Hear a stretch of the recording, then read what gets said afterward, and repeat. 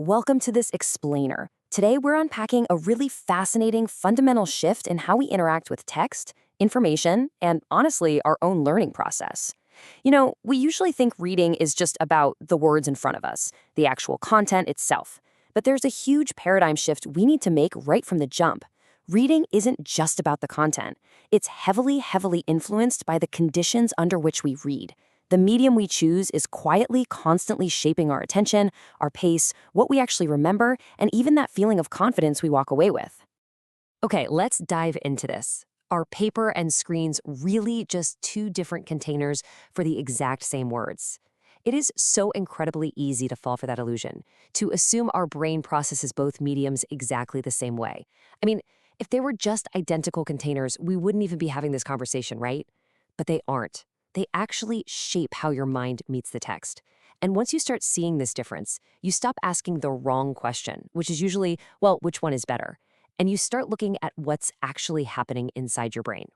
Let's use an analogy to make this super concrete. Think about the difference between exploring a really dense inner-city neighborhood on foot versus driving past those exact same streets in a car. In both scenarios, you're in the exact same city. The city hasn't changed at all. But your mode of access absolutely has. When you're walking, you notice the architecture, the little hidden alleys, the whole texture of the neighborhood. In a car, it's just a blur of speed and efficiency. And this perfectly illustrates how the medium alters your attention, your pace, and the depth of what you remember. The text is the city. The screen, or the paper, is just your vehicle. So, what exactly do we mean when we talk about deep reading? Basically, it's a sustained, layered mental engagement where meaning is actively constructed, not just passively absorbed. And it's really important to realize that deep reading isn't just reading longer, it's not just reading slowly, and it's definitely not something that only happens on paper. Rather, it's this active, structural building process happening right inside your mind. You're holding ideas together, you're comparing them, noticing tension between them, and kind of constantly predicting where the author's going next. A great way to visualize this mental effort is to picture a body of water. A shallow read is kind of like glancing at the surface of a pond. You can see that something is there, but you don't really see what's moving underneath. Deep reading is much more like staring into clear water long enough for your eyes to adjust, so you actually start to notice the depth, the shapes, and all those hidden connections just below the surface. Remember, the text remains the exact same. What changes is the mental work you're bringing to it, the effort required to check if an argument holds up, and to build a map of the whole passage in your head. We can actually see how this mental effort builds by looking at 5 irreducible truths of deep reading, and these are continuity, relational thinking, working memory, prediction and repair, and leaving a mental trace. Now, these aren't just fancy academic terms. These are the precise cognitive mechanics that take a simple pile of isolated facts and turn them into a cohesive, usable mental model. Without these 5 elements, honestly, we're just decoding words.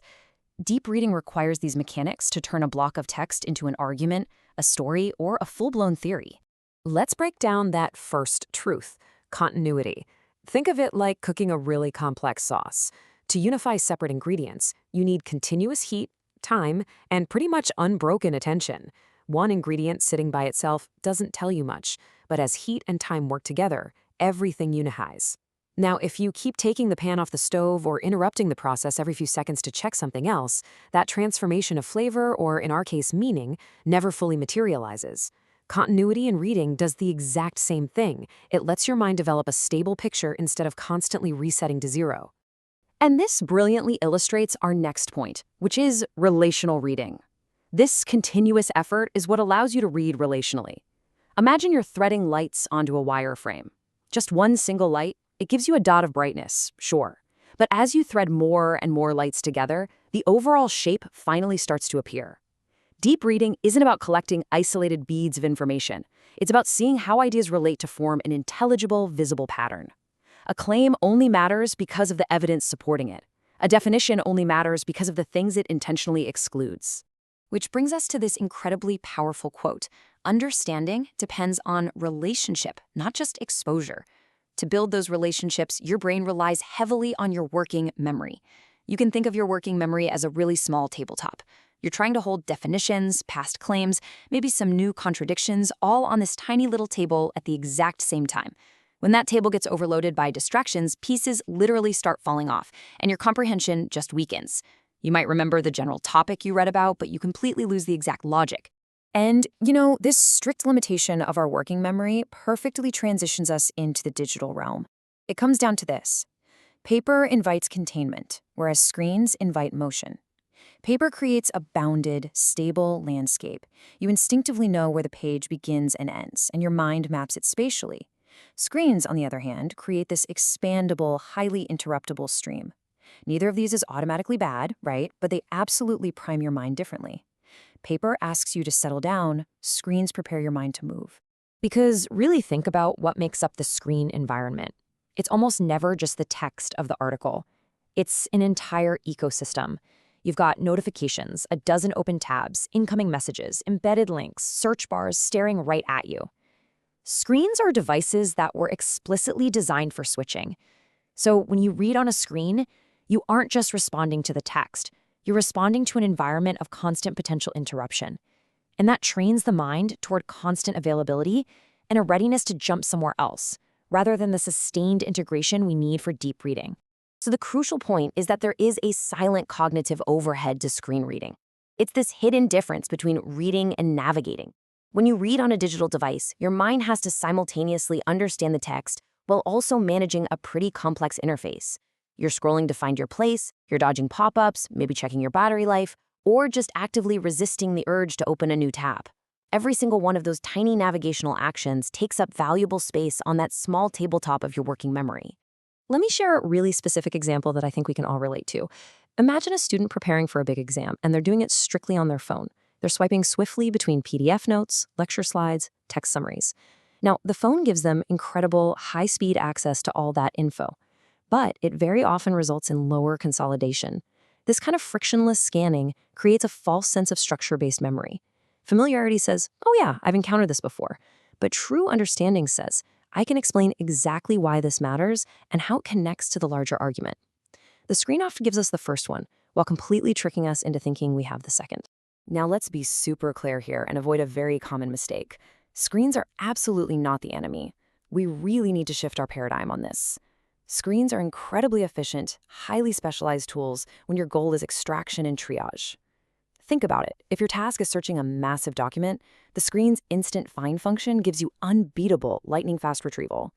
If you're comparing sources, having tabs open allows for rapid cross-checking. For skimming long materials, screens give you a really efficient overview. So screens aren't inherently bad at all, they're just optimized for flexibility and speed, rather than deep, slow synthesis.